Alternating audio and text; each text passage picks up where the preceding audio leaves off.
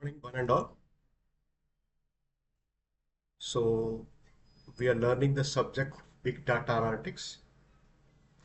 Today's topic under discussion is map reduce paradigm. So, this is from Unit 2. So, let us dig in to map reduce. Let us try to look at this diagram and what it says about map reduce. Let us try to decipher. As you can see, map reduce features are it's a programming model. It's a large scale distributed programming model. It's a parallel programming model. And map reduced is used in indexing and searching, classification, recommendation, analytics. Coming to design patterns of map reduce, we have summarization like inverted index, classification like top n records, recommendation like sort, analytics. Coming to the implementation of MapReduce. MapReduce is implemented in Google, Apache Hadoop for HDFS, Peak, Hive, HBase, and so on and so forth. Now, coming to the two functions in MapReduce, as we can see, the name itself indicates there are two functions in MapReduce. One is the map function, and the other one is the reduce function.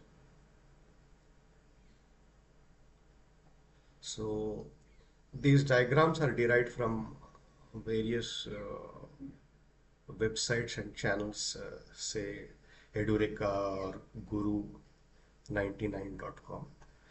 Let us look at how map reducer works by taking a simple word count program. Okay, so basically there are two words here which can be highlighted. One word is the mapper, the other word is the reducer. So what is the job of a mapper is it will be splitting the bigger job into multiple parallel jobs so that they can be processed parallelly. Let us first understand this word count program which is executed using map reduce concept in Hadoop. Okay, so this is my input given. So what is the input? I'll read out the input line. Welcome to Hadoop. Class Hadoop is good. Hadoop is bad. Hadoop is bad. Now what we are doing is this input will be split by the mapper. As you can see, what is happening in this split is each line is separated. One line is welcome to Hadoop, the other is class Hadoop is the other is good Hadoop is the other is bad. Now comes the role of a mapper. What the mapper will be doing? The mapper will be dividing these splits into key value pairs. For example, this input sentence, welcome to Hadoop. So how many keys are there? Three keys are there. One key is welcome. The second key is to. The third key is Hadoop. So how many number of times this welcome is occurring in this line? One time. So the value of that key welcome is 1. How many times 2 has come? One time. So the value of that key 2 is 1. How many 2 times Hadoop has occurred in this line? One time. So the key is Hadoop and the value is 1. Similarly, this split class Hadoop is the keys are class Hadoop is and the values are 1 1 1 because all of them occurred one time. The next keys are good Hadoop is and their values are again 1 1 1. The next key is bad and the value is 1. Now after this the next step is shuffling. Or it can also be called as ordering. What is happening here? We are just collecting all the word occurrences, how many times they have occurred. For example, bad occurred only one time. So we put the bad and one key value pair. Then the class occurred one time, class and its value 1. Then good occurred one time, good one. So, but Hadoop occurred 3 times. So Hadoop occurred 3 times. So Hadoop as many times as many values. So Hadoop comma 1, Hadoop comma 1, Hadoop comma 1, that indicates key value pair, key value pair.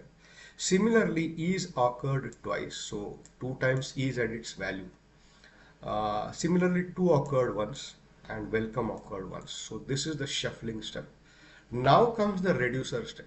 Now comes the reducer step. So what the reducer step will be doing is, you can see easily here, Hadoop has occurred 3 times here. So it is just combining that as 3 times. Similarly, is has occurred 2 times here. So it is just combining that as 2 times. 2 has occurred one time and welcome has occurred one time. Rest of them occurred one time.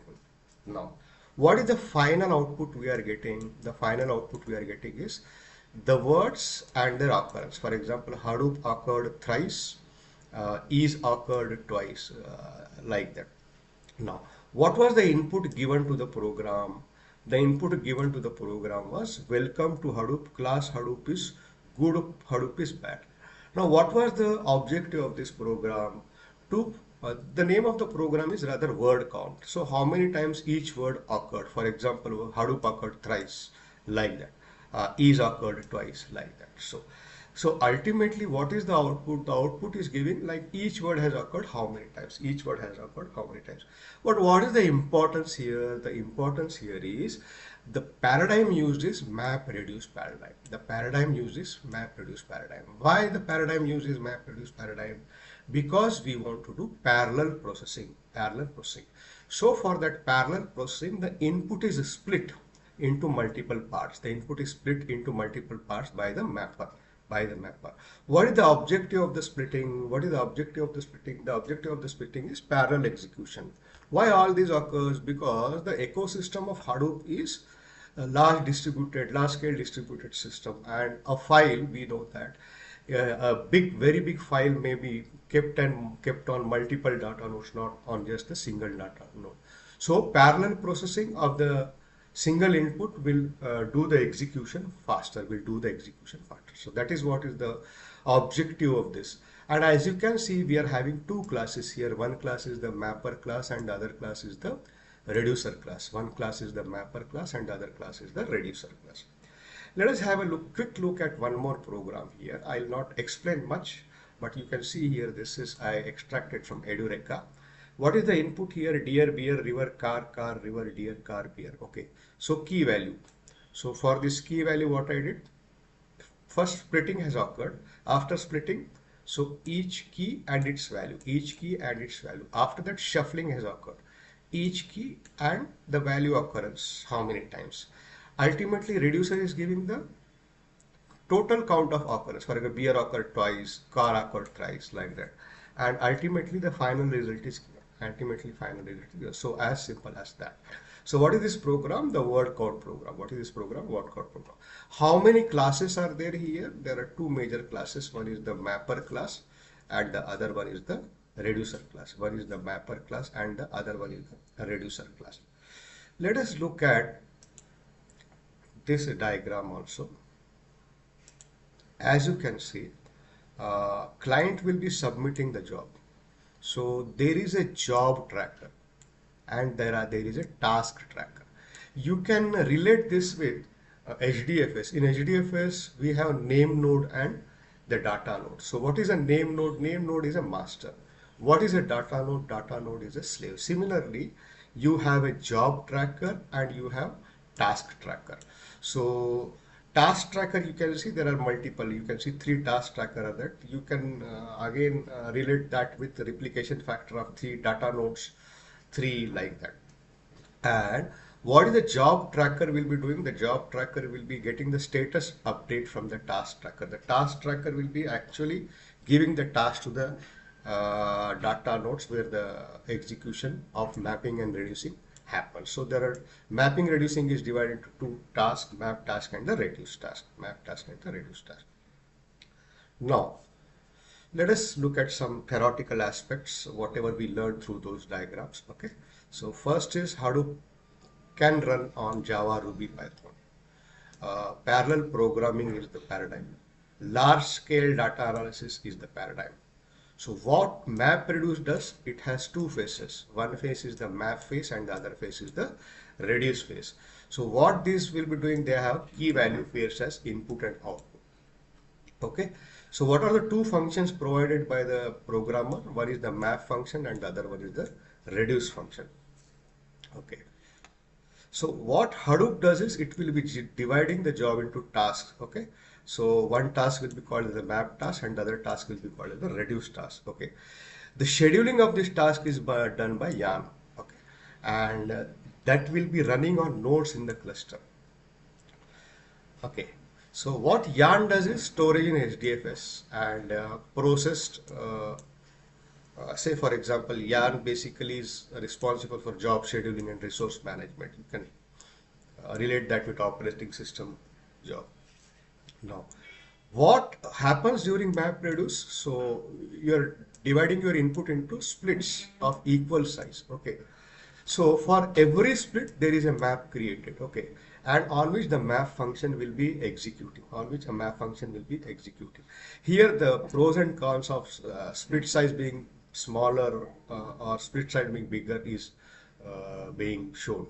But mostly the split size is again related to the block size of HDFS, which is 128 megabyte, which is 128 megabyte. Okay. So again, one more important thing is map tasks are run on a node where the input data resides in the HDFS to save the bandwidth, and this is called as locality optimization. Locality optimization. Now, what the map task will be doing is they will be giving the output to the local disk, not to the HDFS, because map has what intermediate output. Okay, so that intermediate output is processed by reduce task, which will be giving the final output. And once the job is complete, the map output can be thrown out. So if you're storing the map outputs on HDFS, replication and all that will be coming into picture.